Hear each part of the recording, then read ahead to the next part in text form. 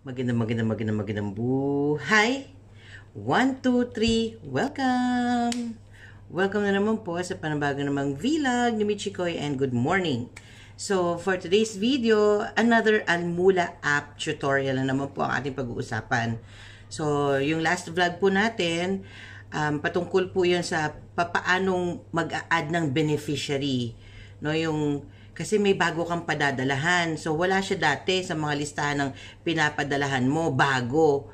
So, ngayon naman po, same pa rin po, we're going to add a new beneficiary, pero ang bilin po niya is by GCash.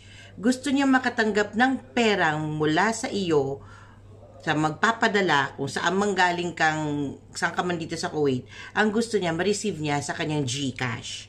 So, kung papaano po yon, let's watch and learn.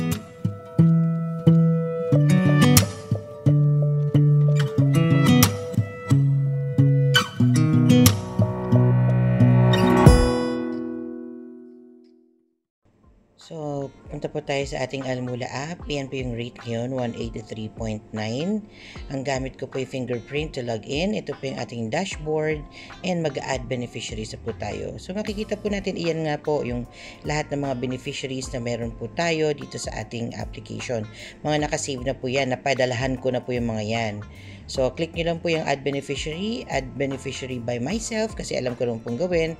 Dalawa po yung channel, isang cash, isang banking. So, banking po, kahit na GCash banking. So, ayan po yung mga lugar kung saan pwede magpadala. Ang pipiliin nyo pa rin po ay yung GCash. No, GCash, hanapin nyo lang po dyan. GCash Mobile Wallet. Ayan po siya. Then, click next. And then, yan, next.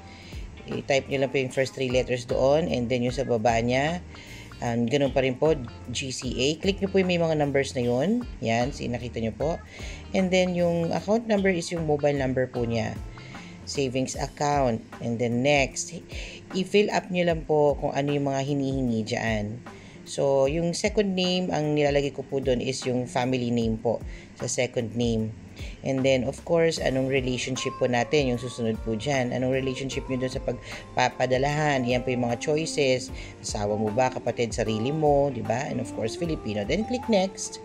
Pagkatapos po nyan, and lagay nyo naman po yan. So, Philippines, no? Kung anong lugar sa Philippines. Of course, dugong Pinoy po tayo. Ilagay po yan. Saan ba? Sa Aklan ba? Sa Camarines, diba? Distrito. Saan ba yan? City, others. Kung walang ibang choices. Okay? And then, yan po tayo. Okay, so yung mobile number para ma-receive mo yung OTP. Importante po yan. Yan po yung magsisecure ng ating transaction and magpapa-proceed sa transaction natin.